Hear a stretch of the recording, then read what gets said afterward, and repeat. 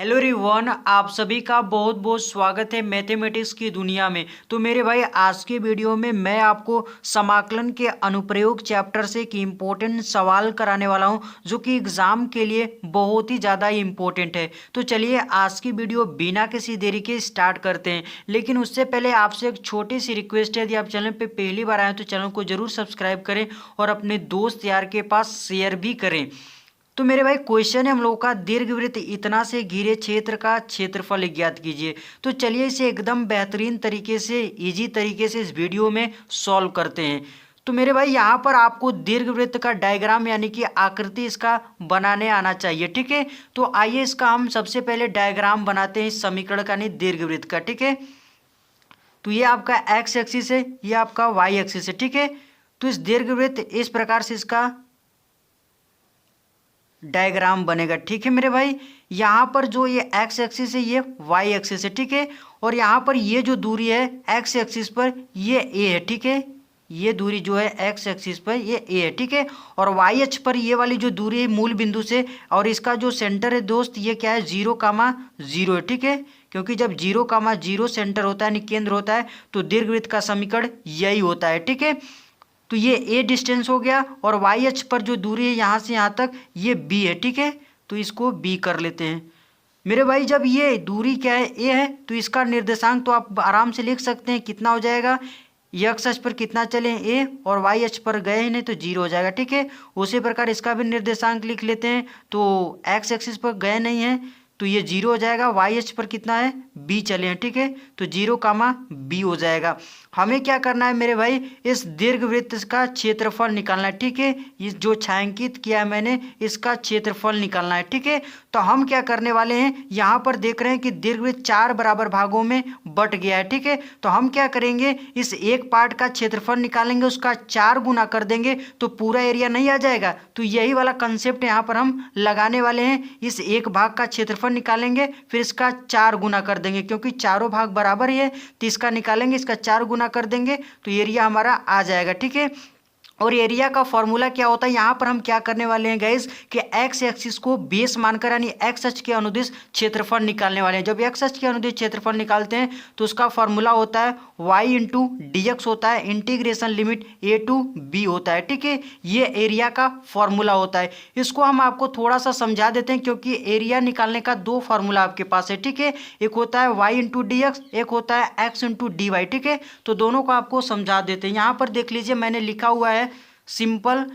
इसका 2 कंडीशन होता है, यदि आप एक्स अक्ष के अनुदिश क्षेत्रफल निकालें यानी एक्स अक्ष को बेस मानकर आप क्षेत्रफल निकाल रहे हैं, तो उसके लिए एरिया का फॉर्मूला होता है y into d x limit a to b. ठीक है, यदि आप वाई अक्ष को बेस मान रहे हैं यानी वाई अक्ष के अनुदिश क्षेत्रफल निकाल रहे हैं, तो उसका फॉर्मूला होता है मेरे भाई एक्स इंटू डी वाई, यानी वाई अक्ष करने का मतलब ये वाली। ठीक है, यदि इसको बेस मानकर आप क्षेत्रफल निकाल रहे हैं, एरिया निकाल रहे हैं, तो उसका फॉर्मूला हो जाएगा x into d y integration limit a to b. ठीक है, तो हम यहाँ पर क्या करने वाले हैं, चाहे तो वाई एच को भी अनुदिश मानकर आप क्षेत्रफल निकाल सकते हैं। ठीक है, तब पर भी आंसर आपका सेम आएगा, लेकिन यहाँ पर हम एक्स एच को बेस मानेंगे यानी इसके अनुदिश क्षेत्रफल निकालेंगे, तो ये वाला फॉर्मूला निकालेंगे। ठीक है, तो यहाँ पर आपको क्या चाहिए मेरे भाई, वाई चाहिए। ठीक है, तो वाई का हम लोग मान किससे निकालेंगे, इस समीकरण से। ठीक है, तो आइए निकालते हैं।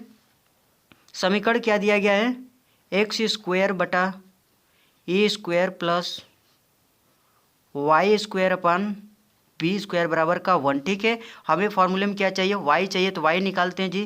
तो इस भाई साहब को इधर बुला लेते हैं, तो इधर प्लस का है तो इधर आके माइनस का हो जाएगा। ठीक है मेरे भाई, तो वाई स्क्वायर बटा बी स्क्वायर इधर बचेगा आपका, तो इधर आकर क्या हो जाएगा, माइनस का हो जाएगा एक्स स्क्वायर अपन ए स्क्वायर। ठीक है, एलसीएम लोग क्रॉस मल्टीप्लाई करेंगे तो क्या हो जाएगा, ए स्क्वायर का 1 के साथ गुणा करेंगे ए स्क्वायर हो जाएगा मेरे भाई, फिर माइनस का एक्स स्क्वायर हो जाएगा और बटे में ए स्क्वायर हो जाएगा। ठीक है, अब हम क्या करेंगे, बी स्क्वायर को भी इधर बुला लेते हैं। ठीक है, तो इधर क्या है, बी स्क्वायर बटे में, तो इधर आकर क्या हो जाएगा, इंटू में हो जाएगा। ठीक है, तो लिख लीजिए वाई स्क्वायर बराबर इधर क्या बचेगा, इधर आकर इंटू में हो जाएगा, तो बी स्क्वायर ब्रैकेट में ए स्क्वायर माइनस का एक्स स्क्वायर बटा का ए स्क्वायर हो जाएगा। ठीक है, अब हमें वाई चाहिए, तो स्क्वायर को इधर भेजेंगे तो ये सारा रूट में हो जाएगा। ठीक है, तो वाई बराबर हो जाएगा करड़ी में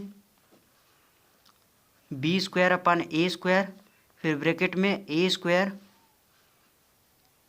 माइनस का एक्स स्क्वायर। ठीक है, अब यहाँ पर हम देख रहे हैं कि बी स्क्वायर ए स्क्वायर है, बाहर ये बी स्क्वायर है तो बाहर बी निकलेगा, इधर क्या है बटे में ए स्क्वायर है तो ये बाहर ए निकलेगा, ठीक है। तो कड़ी के अंदर क्या बचेगा, ए स्क्वायर माइनस का एक्स स्क्वायर बचेगा, ठीक है मेरे भाई। इतनी बात आपको समझ में आ गई हो, ठीक है, बहुत ही सिंपल है। वाई का मान मैंने सिंपली इस समीकरण से जो दीर्घवृत्त का दिया गया था उससे निकाल लिया, ठीक है। अब हम क्या करेंगे जी, अपना एरिया निकालेंगे जो हमें छायांकित भाग का यानी दीर्घवृत्त का क्षेत्रफल निकालना है, ठीक है। तो यहाँ पर लिखेंगे सिंपल अभिष्ट भाग का क्षेत्रफल, ठीक है। यहाँ पर आप दीर्घवृत्त का क्षेत्रफल भी लिख सकते हैं, छायांकित भाग का भी क्षेत्रफल या फिर अभिष्ट भाग का क्षेत्रफल, ठीक है, सभी बराबर है। अभिष्ट भाग का क्षेत्रफल कहने का मतलब जो हमें ज़रूरत है यानी जिसका निकालना है वो वाला क्षेत्रफल, ठीक है। तो अभिष्ट भाग का क्षेत्रफल या फिर इसको लिख सकते हैं दीर्घवृत्त का भी क्षेत्रफल, ठीक है, क्योंकि जो अभिष्ट भाग है वो हमारा क्या है, दीर्घवृत्त है, दीर्घवृत्त का क्षेत्रफल, ठीक है। तो क्या करेंगे, दीर्घवृत्त का क्षेत्रफल निकालने के लिए हम क्या करेंगे, ये इस वाले भाग का इस जो चौथा इसका मतलब ये 4 बराबर भागों में बटा है, तो हम क्या करेंगे, ये वाला इसका जो पार्ट है इसका क्षेत्रफल निकालेंगे और इसका 4 गुना कर देंगे, ठीक है। तो हमारा पूरा दीर्घवृत्त का एरिया आ जाएगा, क्योंकि दोस्त चारों भाग हमारा क्या है, इक्वल है, इसलिए एक का निकालेंगे 4 गुना कर देंगे, पूरा निकल आएगा, ठीक है, सिंपल सी बात है। तो उस भाग का क्षेत्रफल निकालने के लिए क्या करेंगे, integration y into d x कर लेंगे, ठीक है, क्योंकि यही एरिया का फॉर्मूला होता है, और लिमिट a टू b कर देंगे, ठीक है। फिर इसका क्या कर देंगे गाइज, 4 गुना कर देंगे तो पूरा भाग निकल आएगा जो हमें निकालना है, ठीक है। तो 4 गुना कर लेते हैं। अब क्या कीजिए, वैल्यू इसमें पुट कीजिए, ठीक है, लिमिट लगा लीजिए, लिमिट a टू b, ठीक है, इनिशियल टू फाइनल। लिमिट कैसे लगाते हैं, स्टार्टिंग से फाइनल, ठीक है, स्टार्टिंग से फाइनल। तो देख लीजिए यहाँ पर लिमिट आपका क्या है, लिमिट यहाँ से एक्स अक्ष के अनुदिश निकाल रहे हैं, ठीक है। तो ये वाला आपका क्या है, 0,0 है और ये आपका ए है, ठीक, a,0 है। तो लिमिट कहाँ से हो जाएगा, 0 टू a हो जाएगा, कितना हो जाएगा, 0 टू a, ठीक है। और जब आप वाई अक्ष के अनुदिश निकालते तो लिमिट का लिखते 0 टू, इस पर देखते, ठीक है। तो 0 से क्या हो जाता है आपका, 0 टू b हो जाता है, कितना हो जाता है, 0 टू b हो जाता है, ठीक है मेरे भाई। तो आइए लिख लेते हैं, यहाँ पर लिमिट क्या हो जाएगा, इनिशियल स्टार्टिंग कितना है 0, फाइनल कितना है a है, ठीक है। अब y की वैल्यू पुट कीजिए, y कितना है, इतना है, इसको लिख लेते हैं b/a करड़ी में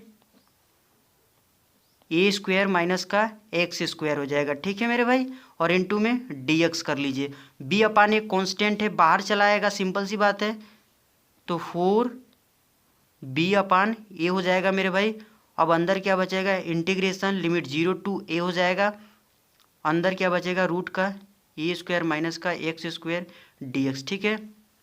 इसको यदि आप ध्यान से देखेंगे तो विशिष्ट समाकलन का एक फॉर्मूला लग रहा है। कौन सा फॉर्मूला सर, यहाँ पर आप लिख दे रहे हैं, देख लीजिए, ठीक है मेरे भाई, यही इसका क्या होता है, फॉर्मूला होता है, ठीक है। देख लीजिए x/2 और रूट में a square minus x square plus a square 2 sine inverse x अपन है, ठीक है। तो आइए इसको यहाँ पर लिखते हैं, तो क्या हो जाएगा मेरे भाई, इसको लिख लीजिए 4b/a हो जाएगा। इसका इंटीग्रेशन क्या होता है, x/2 under root a square minus का एक्स स्क्वायर प्लस का a स्क्वायर 2 इंटू में साइन इनवर्स x/a होता है, ठीक है। इंटीग्रेशन हो चुका है, अब लिमिट सॉल्व करेंगे, ठीक है। लिमिट कहाँ से कहाँ तक है, 0 टू a, ठीक है। तो लिमिट सॉल्व कर लीजिए, आपका आंसर आ जाएगा, ठीक है। लिमिट कैसे सॉल्व करते हैं, सबसे पहले अपर लिमिट माइनस का लोअर लिमिट करते हैं, ठीक है।